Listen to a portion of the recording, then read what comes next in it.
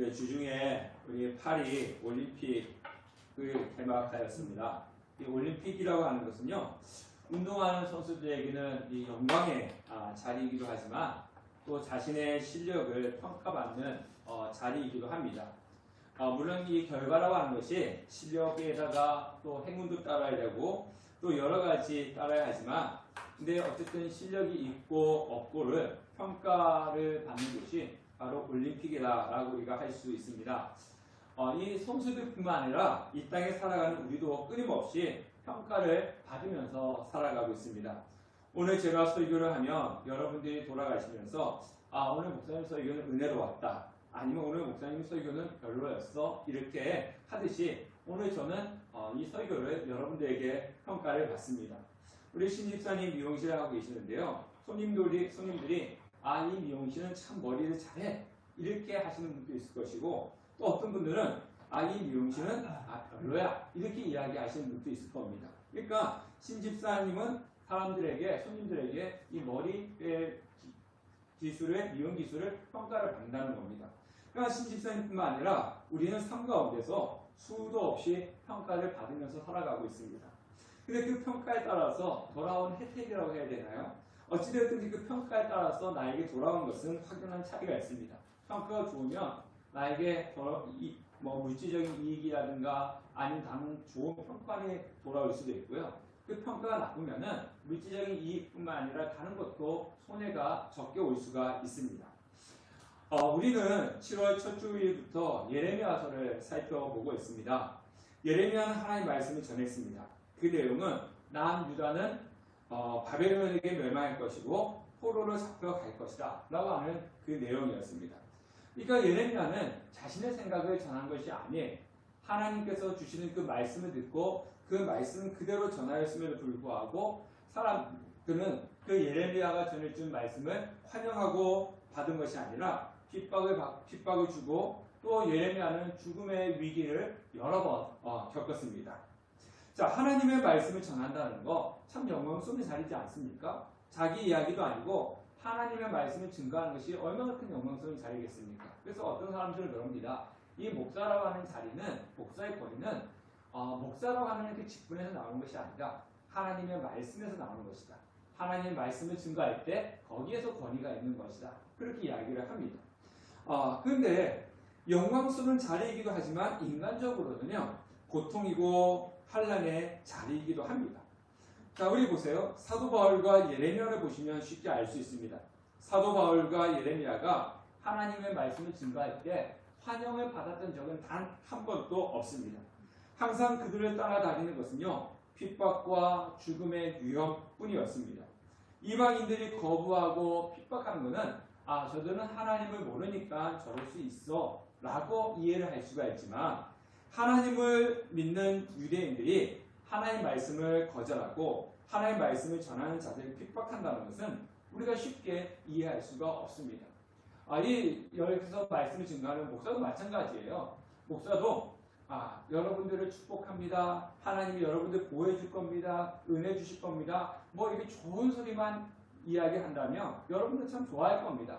오늘 목사님은 말씀은 은혜로웠고 아멘입니다 그럴 텐데, 여기서 왜 그렇게 신앙생활 합니까? 죄를 지으면 안 됩니다, 이런 것을 이야기할 때 여러분들 그 부분에 대해서 마음을 닫아버릴 수 있는 확률이 높다는 거죠. 그래서 그런 통해 그런 말씀을 증가할 때 목사는 또 많은 부담을 느끼기도 합니다. 그러면 왜 사람들은 하나님의 말씀을 거부할까요? 왜 하나님의 말씀을 들으면 그 말씀에 감격해야 되고 그 말씀 때문에 힘을 얻고 그래야 되는데 대부분 사람들은 하나님의 말씀을 거부합니다. 그 이유는요, 딱 한마디로 이야기하면 죄성 때문에 그렇습니다. 모든 사람들이 죄성을 가지고 있는데 이 죄성은 우리가 하나님께로 나가는 것을 방해를 합니다. 예배 나오는 것을 방해합니다. 오늘 많은 성도님들 안 나오셨잖아요. 예배 나오려고 하면은 꼭 이상한 일이 생기고, 그 다음에 예배 나오려고 하면은 더 피곤해서 평상시에는 잠도 일찍 일어나는데 꼭 주일만 늦게 일어납니다. 그 이상하잖아요. 다음에 평상시에는 더 피곤한데도 잘 일어나요. 그런데 꼭 주일 교회에 오려고 하면은 늦잠 자서 못 왔어요. 그리고 무슨 일이 생겨서 못 왔어요. 꼭 그럽니다. 그 예배 나오는 것을 방해를 합니다. 그 다음에 우리가 속에 있는 죄성은요, 성경을 읽지 못하게 합니다. 뭐 유튜브 아니면 다른 책 재밌는 거 많이 있는데 꼭 성경을 펴놓으면 무슨 책이라 그래요? 성경은 수면제라고 있잖아요. 성경 펴는 것도 힘들지만 성경 펴면 잠만 와. 그러다 보니까 성경을 안 읽어요. 네. 그리고 기도를 하기도 어렵게 만듭니다. 예, 여러분들 기도 안 하시는 분들 와가지고 1분 열심히 기도했다고 하는데 시간 보면 1분밖에 안 지났어요. 다른 사람과 이야기하면 어때요? 1시간 이야기하고 2시간 이야기하고 전화통화 붙으면 어떻습니까? 뭐 10분, 20분을 그냥 합니다. 근데 이 기도는 하나님과 대화잖아요. 하나님과 대화하려고 하면은 대화하기 왜 그렇게 싫은지 또 대화하려고 하면은 뭐 할 말도 없고 그냥 그럽니다. 힘듭니다. 이게 다 뭐냐? 우리 속에 죄성이 있어서 그렇다는 겁니다. 쉽게 말해서 신앙생활을 하지 못하게끔 하고 신앙생활에서 게으르게 만드는 것이 뭐냐면 우리의 죄성 때문이라는 겁니다. 근데 이 죄성은 예수를 믿어도 사라지지 않습니다. 그래서 이 죄성을 이기는 방법은 하나님의 능력이 필요합니다. 그리고 또한 우리에게는 신앙의 훈련이 있어야 하는 것입니다. 많은 성도님들이 신앙의 훈련을 하기 싫으니까 무엇을 원하냐면요, 어떤 집회에 가가지고 한 방에 하나님의 어떤 성령의 체험을 받으면 내가 신앙의 믿음이 확 좋아질 거다, 이런 생각을 갖고 있는 분들이 있습니다. 물론 성령의 강력한 역사로 그렇게 되는 경우도 있긴 합니다만, 그러나 그런 것만 찾아다니면 이상한 곳에 빠질 수가 있어요. 그러니까 뭐 어디 갔더니 뭐 묻는 능력을 받았대, 어디 가서 기도를 받으니까 뭐 했더래. 그러니까 거기만 찾아다니시는 분들이 있어요. 그러다가 잘못된 곳으로 빠지는 경우들이 참 많이 있습니다. 물론 그런 곳에 가서 성령의 강력한 체험도 해야 됩니다. 여러분들 그런 경험하셔야 돼요. 성령의 경험을 하셔야 됩니다. 그런데 평상시에는 말씀을 읽고 기도하는 신앙의 훈련을 열심히 해야 되는 겁니다. 믿음은 누가 줍니까? 믿음은 노력을 통해서 얻어지는 것이 아니에요. 믿음은 하나님께서 주시는 겁니다. 근데 그 믿음을 성숙시켜가는 것은요, 그 믿음의 성숙은 내가 평상시에 신앙의 훈련을 통해 가지고 믿음이 성숙되어 가는 것입니다. 선수들이 기분 좋을 때는 훈련하고 기분이 나쁘다고 해서 훈련을 쉬지 않습니다. 기분이 나빠도 훈련합니다. 기분이 좋아도 훈련을 합니다. 이 훈련이라고 하는 것은요, 자신의 여건과 환경에 따라서 했다 안 했다 하는 것이 아니라 끊임없이 해야 되는 겁니다. 예배 나오는 것도요, 훈련이에요. 예배 나오는 것도 훈련입니다. 여러분들 누구 무슨 사업 때문에 간다, 일 때문에 간다 할 때, 직장 다닐 때 내가 오늘 좀 피곤해서 일을 못 나가, 그런 사람 없습니다. 피곤해서 안 합니다.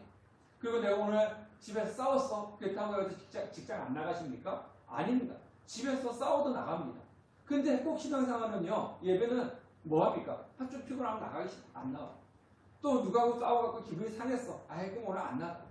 왜? 다른 거는 환경과 상관없이 끊임없이 하는데 꼭 신앙이라고 하는 것은 어떤 싸웠기 때문에, 오늘 피곤하기 때문에, 하기 때문에 못 나가, 이렇게 이야기한다는 거예요. 오늘 여기 성도님들 여러분들 안 나오시는데 제가 전화해서 신방하면 그럽니다. 목사님 오늘 뭐 때문에 그래요. 그래서 참 그럼 다음 주에 꼭 와라 이렇게 이야기하고, 오세요 이렇게 이야기하고 마는데요. 그러면서 한편으로 마음에 드는 건 뭐냐면, 평상시에 직장 다닐 때도 그런가? 제가 그런 이야기를 속으로 얘기를 못합니다. 얘기를 못하고 마음으로 평상시에 직장 다닐 때 그랬다고 직장 쉬나? 아니잖아. 누구 만나러 갈 때 그런다고 안 가나? 다 가잖아. 근데 왜 교회는, 예배는 왜 그래? 제가 그런 생각을 합니다. 이게 왜 그렇습니까? 평상시에 우리의 경건의 훈련이 제대로 안 돼서 그런 거예요. 훈련이 안 되니까 그냥 그때는 이런 거 생기면 그만하지, 이렇게 생기면 하지 말지, 그렇게 되는 겁니다. 그래서 우리는 여기 계신 성도님들은 늘 끊임없이 신앙의 경건의 훈련을 하시기를 바라겠습니다. 자, 우리 1절과 2절 말씀을 한번 읽어보도록 하겠습니다. 1절과 2절 다 같이 읽겠습니다. 시작. 그날의 시드기야 왕의 제9년 열째 달에 바벨론의 느부갓네살 왕과 그의 모든 군대가 와서 예루살렘을 에워치더니 시드기야의 제11년 넷째 달 9째 날에 성이 함락되니라. 예루살렘이 함락되매. 자, 오늘 우리가 읽은 성경 말씀은요, 그동안 우리가 계속 7월 달에 예레미야가 이 성은 멸망할 것입니다, 멸망할 것입니다 라고 예언했던 그 말씀대로 예루살렘 성이 함락되는 내용이 나오고 있습니다.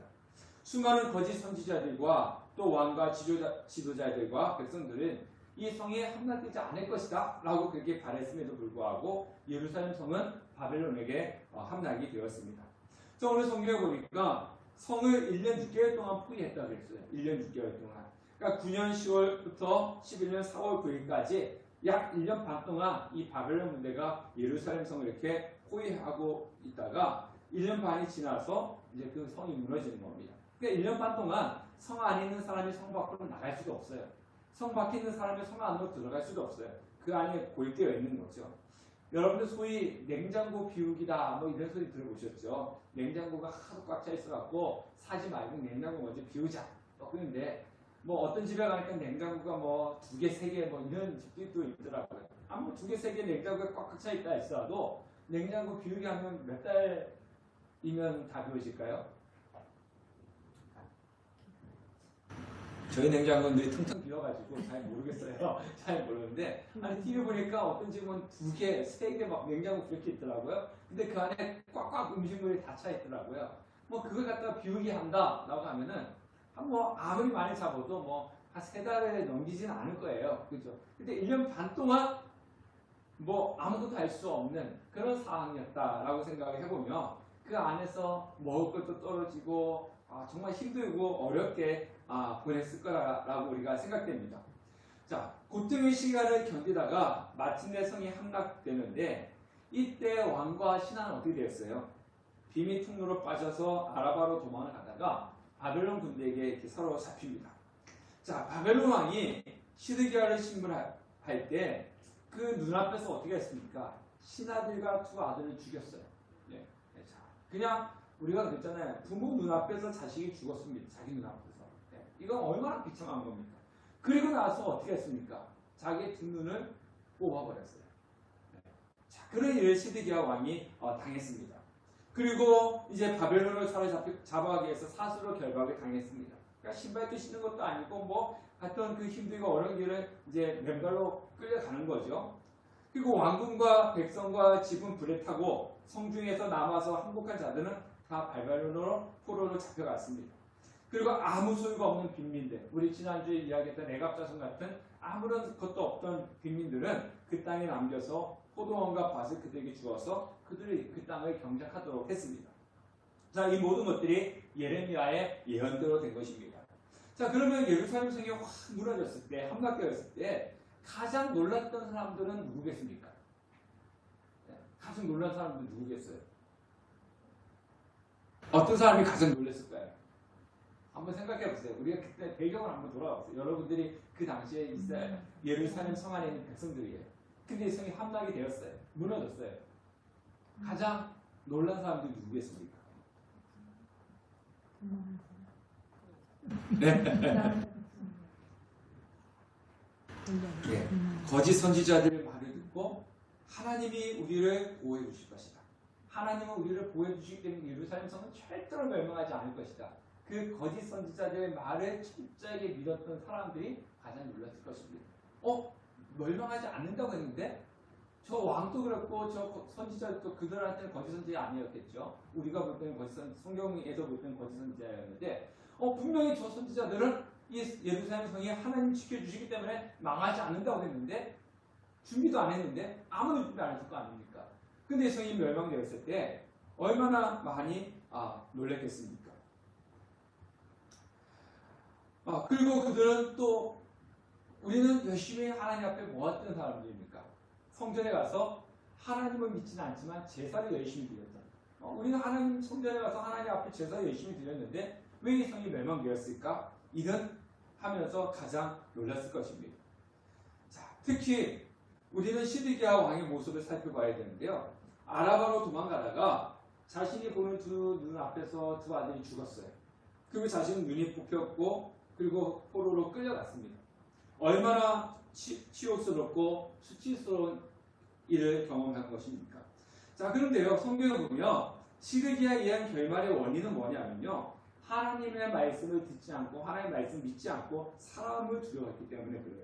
자, 우리 금요 성경 집회 때 살펴봤던 말씀인데요. 자, 38장에 보면은 이 관리 신하 4명이 찾아옵니다. 찾아와서 이 왕한테 뭘 요구하냐면요, 예레미야를 죽여라. 왜 예레미야를 살려주냐? 예레미야는 이 땅에 멸망할 것을 예언하는 그냥 배반자다. 죽여라. 그러니까 이 시드기야 왕이 뭐라 그러냐면요, 나는 힘이 연약하다. 그러니까 이 사람들이 요구한 것을 거절할 수 없었어요. 왜? 왕의 힘이 약하니까 이 사람들이 요구한 것을 거절하면 어떻게 되겠습니까? 자식도 왕자에서 쫓겨날 수 있어요. 그러니까 나는 죽일 수 없으니까 너네들이 알아서 해. 이렇게 해서 그 예레미야를 그 사람들에게 넘겨줍니다. 그래서 그 사람들이 가가지고 아무것도 없는 그런 지하 구덩이에 예레미야를 던져 넣어요. 자, 그리고 난 뒤에 시드기야 이 왕이 다시 예레미야를 찾아갑니다. 몰래 찾아가요. 몰래 찾아가서 묻습니다. 이 나라가 어떻게 될 것 같아? 그러니까 예레미야가 똑같이 이 나라는 멸망할 것이다 예언을 합니다. 그때 시드기야가 뭐라 대답을 하냐면 우리 다 같이 한번 38장 19절에 읽어보도록 하겠습니다. 시작. 시드기야 왕이 예레미야에게 이르되 나는 갈대아인에게 항복한 유다인을 두려워하노라. 염려하건대 갈대아인이 나를 그들의 손에 넘기면 그들이 나를 조롱할까 하노라 하는지라. 자, 누구를 두려워한다고 했습니까? 이미 포로로 잡혀갔던 그 사람들을 두려워한다는 거예요. 지금 무슨 얘기냐? 자신은 항복하고 싶은 마음이 있다는 거예요. 예, 항복하고 싶은 마음도 있긴 한데, 근데 자신이 항복하면은 이 바벨론 사람들이 자신을 이미 항복한 유대인들에게 넘겨줄까 같다는 거지. 그들에게 넘겨주면은 그 사람들이 자신을 어떻게 한다는 겁니까? 조롱하고, 무시하고, 멸시하고. 그래서 나는 그것을 두려워하노라. 그렇게 이야기를 하고 있습니다. 그러니까 시드기야 왕은요, 하나님 말씀에 순종하느냐, 순종하지 않느냐, 이것이 중요한 것이 아니라 자신의 자존심이 무너지는 것, 조롱당할 것, 그리고 저 사람들로부터 자신이 왕자를 쫓겨날 것 같은 그것을 더 두려워했던 존재가 바로 누구냐? 시드기야 왕이라고 하는 겁니다. 그러니까 하나님이 아닌 사람들의 이목을 더 중요시했고 하나님 아닌 사람들을 더 두려워하는 결과가 어떻게 되느냐? 더 비참하겠다는 거죠. 예. 자신도 포로로 잡혀가고요. 두 눈도 뽑히고 자신 눈앞에 두 아들이 죽었어요. 만약 항복했더라면 예레미야 선지자의 말을 듣고 항복했더라면 어떻게 했겠습니까? 이 사람이 이런 비극에 당하지 않았을 겁니다. 잡혀갈 수는 있지만 이런 비극에 당하지 않았을 거예요. 하나님의 말씀을 듣지 않으니까 이러한 비극을 당하게 된 겁니다. 자, 그런데 오늘 말씀 보면 시드기야 왕과는 다른 평가를 받은 두 사람이 나오고 있습니다. 자, 첫 번째가 누구냐면 예레미야입니다. 예레미야는 이 바벨론이 예루살렘 성을 함락하고 난 이후에 갇혀있는 감옥에서 풀려나서 자유를 얻었습니다. 자, 11절과 12절 말씀을 읽어보도록 하겠습니다. 시작. 바벨론의 느부갓네살 왕이 예레미야에 대하여 사령관 느부사라단에게 명령하여 이르되 그를 데려다가 선대하고 해하지 말며 그가 내게 말하는 대로 행하라. 자, 이 느부갓네살 왕이 뭐라 그랬냐면요, 그 사령관 느부사라단에게 자, 그를 데려가서 선대하고 그거 해하지 말라 이렇게 이야기했습니다. 풀어준 거죠. 자유를 준 겁니다.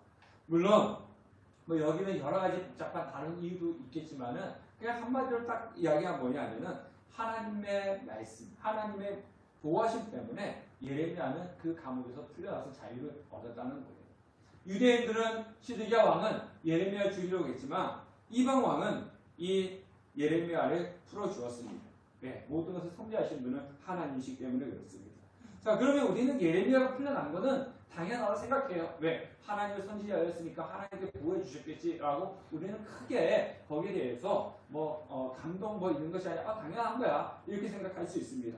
근데 두 번째 사람이 나옵니다. 어떤 사람이냐면요, 예레미야가 바벨론 사람들에게 의해서 구출하기 직전에 시대들에 갇혔을 때 그에게 임했던 하나님의 말씀은 여기 에벳 멜렉에 대한 그런 말입니다. 자, 이 사람이 어떤 사람이냐면요, 구스 사람이에요.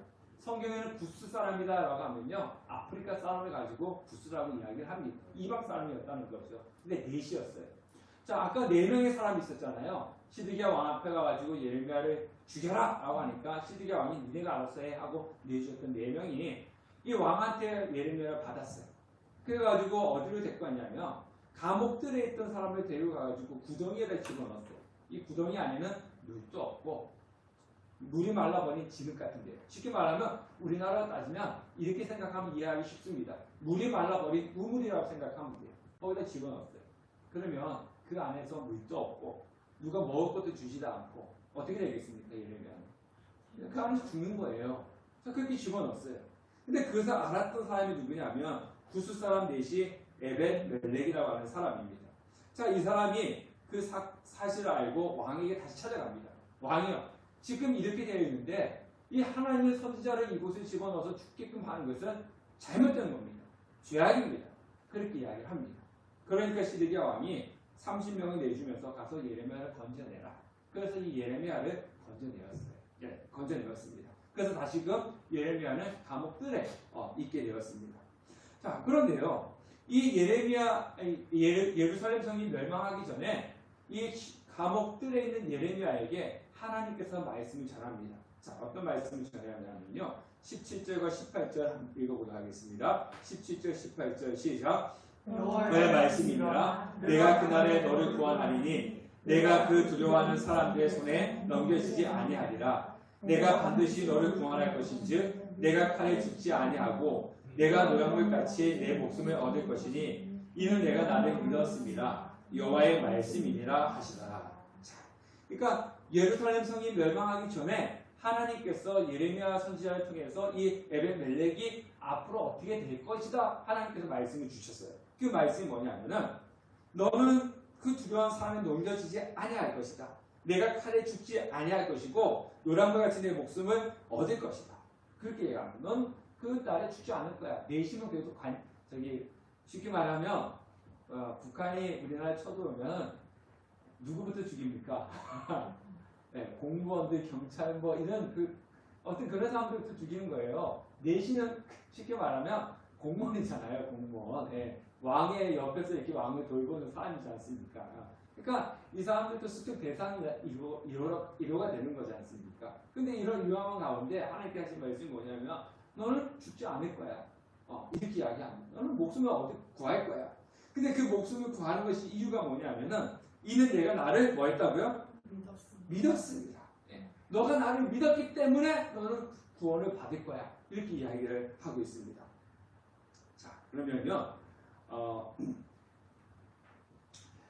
여기서 우리가 주목해서 보아야 될 말씀이 있는데 방금 읽은 것처럼 하나님께서 너는 구원을 받을 것이다. 우리가 생각할 때 그 이유는 뭐냐면 너가 예레미야 선지자를 구해줬잖아. 그 행위 때문에 너가 구원을 받을 것이야. 이렇게 성경에서 이야기를 하지 않았다. 그러니까 에벤멜렉이 성경에 여기 딱 나오는데 38장에 한 게 뭐냐면은 예레미야 선지자를 그 구덩이에서 건져준 것밖에 없어요. 네. 근데 하나님께서 하신 말씀 뭐냐면 너는 예레미야 선지자를 그 구덩이에서 건져주었잖아. 이 이야기를 하는 것이 아니라 너는 구원을 받을 거야. 왜? 너는 나를 믿었기 때문이야. 어떤 이야기를 하시는 거예요. 지금 하나님께서는 다른 이야기를 하면서 너는 나를 믿었기 때문에 구원을 받을 것이다. 이렇게 이야기를 하고 있습니다.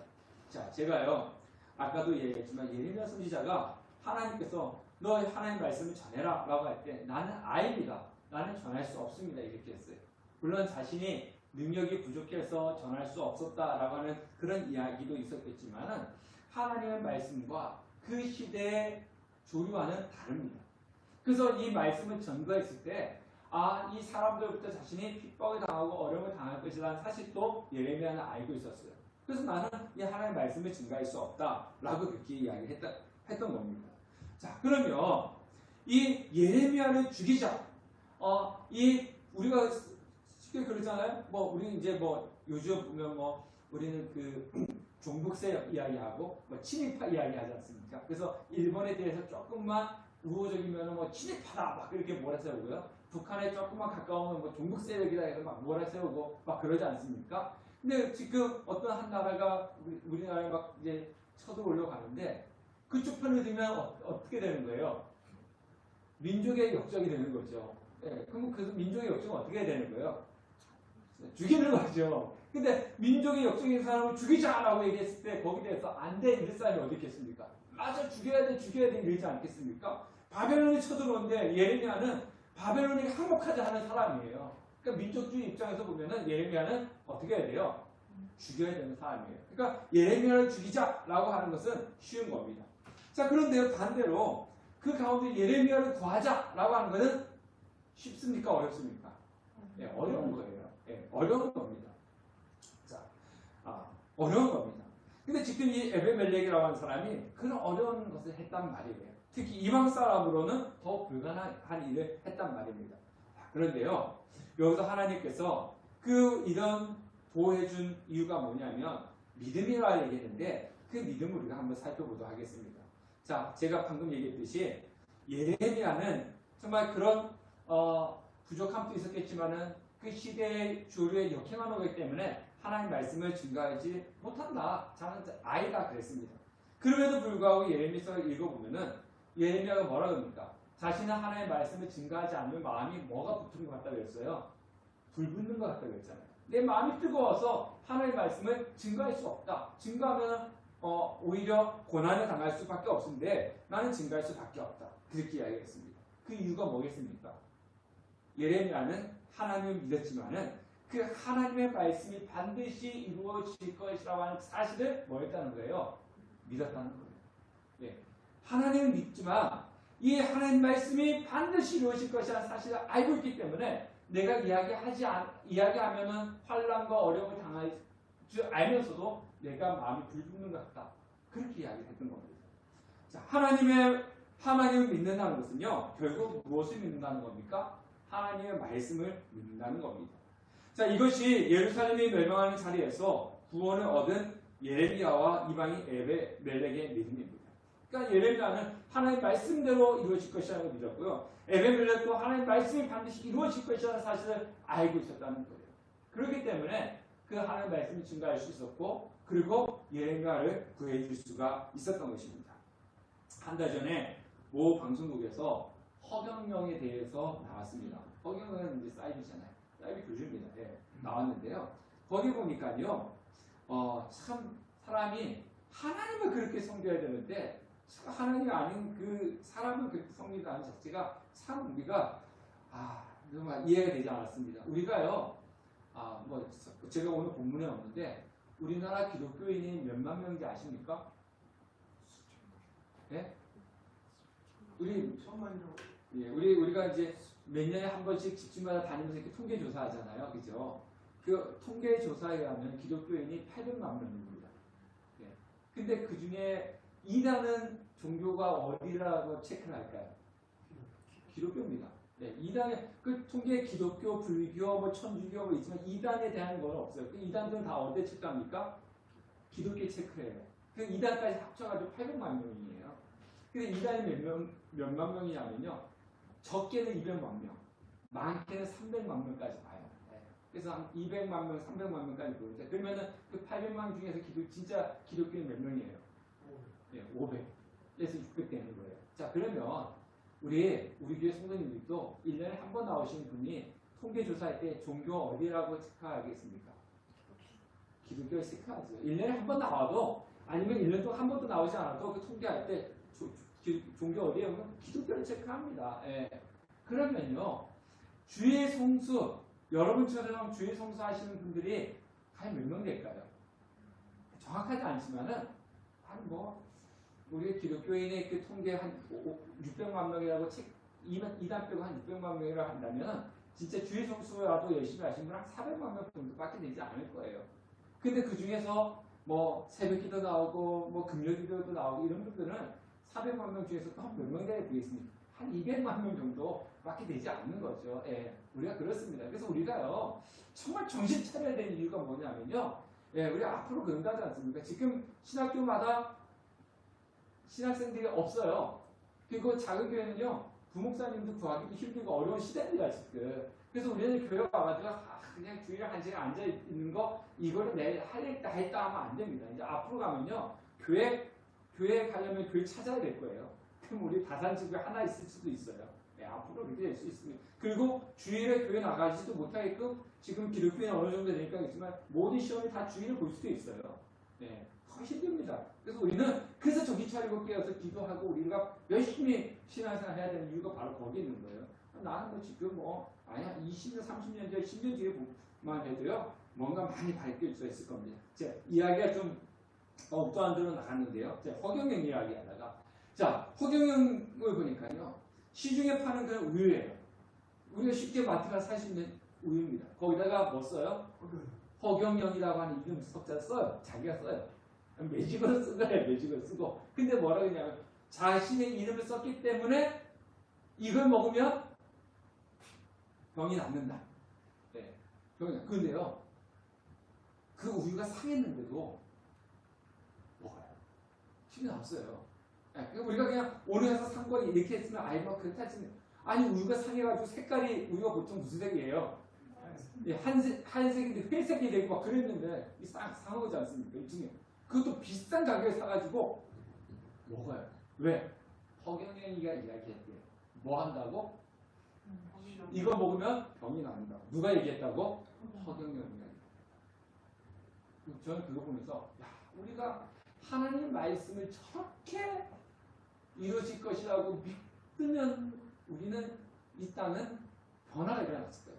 예수 믿는 사람들이 저 사람들이 허경영 말을 믿는 것처럼 정말 우리가 하나님 말씀을 그렇게 믿는다면 정말 이 땅은 변화가 일어났을 텐데 우리는 하나님 믿는다고 하지만 하나님 말씀을 믿지 않습니다. 네.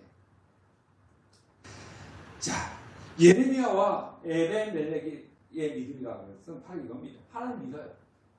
뭐까지 믿는 거예요? 하나님의 말씀이 이루어진다고 하는 것, 그 하나님의 말씀을 믿는다는 거죠. 네. 에벤멜렉 같은 이방인이 구원을 받은 것은 그가 예레미야 구원했다라고 하는 그 행위 때문에 아니라는 거예요. 내가 교회 와서 예배 드렸다 이것 때문에 아니라는 겁니다. 핍박 가운데서도 하나님의 말씀을 증거한 예레미야 행위 때문에도 아니라는 겁니다. 말씀이 반드시 이루어질 것이라고 하는 그 하나님의 말씀을 믿는 그 믿음이 그들을 구원했다는 것입니다. 하나님의 말씀에 순종한다는 것은요, 그 말씀을 믿는 믿음 가운데서 나오는 것입니다. 우리가 하나님의 말씀을 믿지 못하면 그 말씀에 순종할 수가 없어요. 네, 아니 허경영이 이야기했던 한 것이 아유 뭐 말이 돼? 이러면 그 우유 사겠습니까? 그 썩은 것을 먹겠습니까? 안 먹고 안 삽니다. 그런데 그것을 믿으니까 비싼 가격에 사는 거예요. 빚까지 내가지고 사는 거예요. 집에 보니까요, 그 우유가 그냥 벽에 그냥 막 방 안에 가득 쌓여 있어요. 예. 그리고 막 절반 이상이 막 색깔이 뺄색이 다 썩었어요. 그것도 맛있다고 먹어요, 그냥. 예. 그렇게 믿는단 말이에요. 우리가 하나님을 믿는다고 하면서 정말 그 하나님의 말씀을 그렇게 믿느냐? 우리가 한번 생각해 보셔야 된다고 합니다. 하나님을 믿으면 그 말씀을 믿으셔야 되는 것입니다. 믿는다면 우리는 자연히 그 말씀에 순종하는 성도가 될 것이고 예레미야나 에벤멜렉과 같은 믿음의 삶을 살게 될 것입니다.